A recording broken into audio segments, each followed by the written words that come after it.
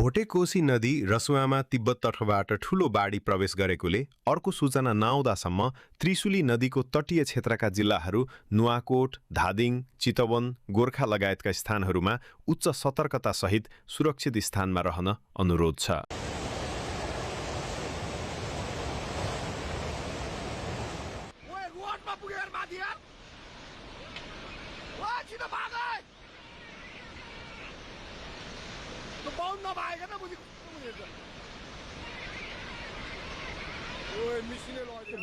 मेलम्ची भन्थ्यो यो मेलम्चीको बाउ हो यो यत्रो बाढी आएको छ यहाँ तर सिमतोर पुगिसक्यो हेर्नु कि तलको सोलर हेर्नु सोलर सबै गरिसक्यो।